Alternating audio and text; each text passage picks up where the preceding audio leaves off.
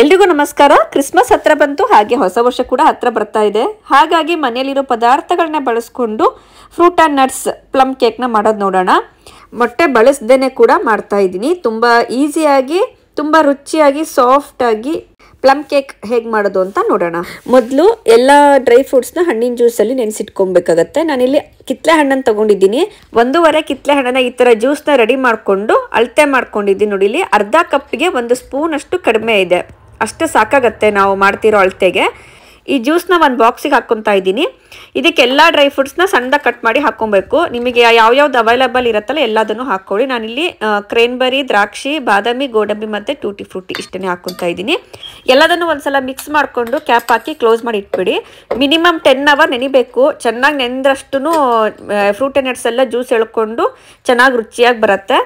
Next caramel syrup ಮಾಡ್ಕೊಳ್ಳೋಣ. ಅರ್ಧ cup ಸಕ್ಕರೆ ತೊಗೊಂಡಿದ್ದೀನಿ.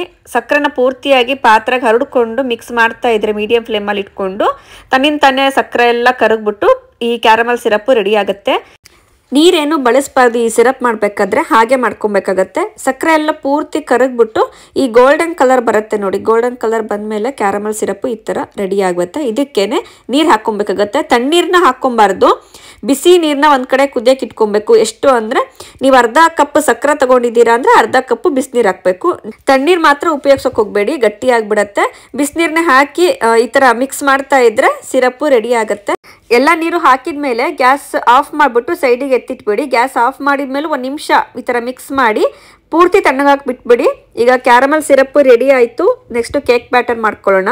1/4 ಕಪ್ಪು ಉಗುರು ಬೆಚ್ಚಗಿರುವಂಥ ಹಾಲು, ಹಾಗೆ 1/4 ಕಪ್ಪು ಎಣ್ಣೆ ಹಾಕ್ಕೊತಾ ಇದ್ದೀನಿ. ಅನ್ಫ್ಲೇವರ್ಡ್ ಇರಬೇಕು. ಹಾಗೆ 2 ಸ್ಪೂನ್ ಅಷ್ಟು ಮೊಸರು ಹಾಕ್ಕೊತಾ ಇದ್ದೀನಿ.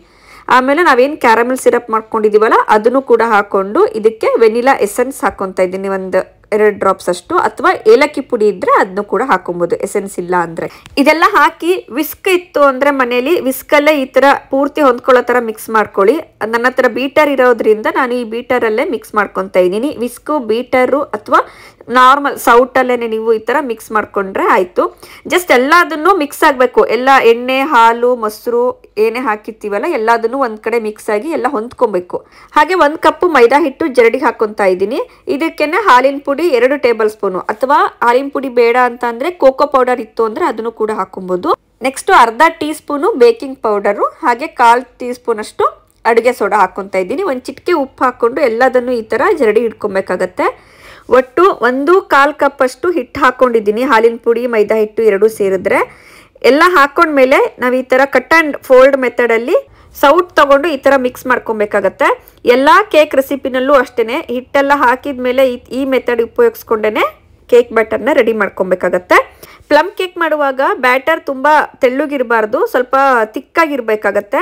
ಹಾಗೆ ಗಂಟಿಲ್ದಂಗೆ ಮಿಕ್ಸ್ ಮಾಡಬೇಕಾಗತ್ತೆ. ಒಂದ್ಸಲ ನಾನು ಈ ಥರ ಮಿಕ್ಸ್ ಮಾಡಿಕೊಂಡು ಬೀಟರ್ ಇರೋದ್ರಿಂದ ಬೀಟರಲ್ಲಿ ಇನ್ನೊಂದ್ಸರಿ ಮಿಕ್ಸ್ ಮಾಡ್ತಾ ಇದ್ದೀನಿ. ಇನ್ನೊಂದು ಸ್ವಲ್ಪ ಏನಾದರೂ ಗಂಟಿತ್ತು ಅಂದರೆ ಪೂರ್ತಿಯಾಗಿ ಹೋಗುತ್ತೆ ಅಂತ, ಅಥವಾ ಈ ಸೌಟಲ್ಲೇ ಪೂರ್ತಿಯಾಗಿ ಗಂಟಿಲ್ದಂಗೆ ಮಿಕ್ಸ್ ಮಾಡಿಕೊಂಡು ನಡೆಯುತ್ತೆ. ಈಗ ಬ್ಯಾಟರ್ ರೆಡಿ ಆಯಿತು.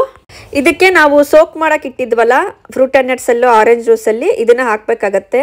ಬೇಕ್ರಿನಲ್ಲೆಲ್ಲ ರಮ್ಮಲ್ಲಿ ನೆನೆಯಕ್ಕೆ ಇಡ್ತಾರೆ, 1 ತಿಂಗಳಂಗಟ್ಲೆ ಇಟ್ಬಿಟ್ಟು ಆಮೇಲೆ ಯೂಸ್ ಮಾಡ್ತಾರೆ. ಅದೇ ಘಾಟ್ ಬರುತ್ತೆ, ತಿನ್ಬೇಕಾದ್ರೆ ಗೊತ್ತಾಗತ್ತೆ ರಮ್ ಯೂಸ್ ಮಾಡಿರೋದು ಅಂತ. ಡ್ರೈ ಫ್ರೂಟ್ಸ್ ಎಲ್ಲ ಹಣ್ಣಿನ ಜ್ಯೂಸಲ್ಲಿ ನೆನೆಯಕ್ಕೆ ಇಟ್ಟಿದ್ಮೇಲೆ ಮಾಡೋದಕ್ಕೆ ಟೈಮ್ ಇಲ್ಲ ಅಂತ ಅಂದರೆ ನೀವು 10 ಅವರ್ಗಿಂತ ಜಾಸ್ತಿನೇ ನೆನೆಯಕ್ಕೆ ಇಡ್ಬೋದು. ನಾನಿಲ್ಲಿ 1 ಡೇ ಬಿಟ್ಟು ಆಮೇಲೆ ಹಾಕ್ಕೊತಾ ಇರೋದು. ಪೂರ್ತಿಯಾಗಿ ಡ್ರೈ ಫ್ರೂಟ್ಸ್ ಎಲ್ಲ ಹಾಕಿ ಒಂದ್ಸಲ ಈ ಥರ ಇದನ್ನು ಕೂಡ ಕಟ್ ಆ್ಯಂಡ್ ಫೋಲ್ಡ್ ಮೆಥಡಲ್ಲಿ ಮಿಕ್ಸ್ ಮಾಡಿಕೊಂಡು ಇದಕ್ಕೆ 1 ಚಿಟಿಕೆಗಿಂತನೂ ಕಡಿಮೆ ಅಷ್ಟು ಜಾಯಿಕಾಯಿನ ಈ ಥರ ತುರಿದ್ಬಿಟ್ಟು ಹಾಕ್ಕೊಂಡಿದ್ದೀನಿ. ಹಾಗೆ ಚಕ್ಕೆ, ಲವಂಗ, ಜಾಪತ್ರೆ ಎಲ್ಲದನ್ನು ಸಣ್ಣದಾಗಿ ಕುಟ್ಟು ಪುಡಿ ಮಾಡಿಕೊಂಡು 1/4 ಟೀ ಸ್ಪೂನ್ ಅಷ್ಟು ಹಾಕ್ಕೊಂಡಿದ್ದೀನಿ.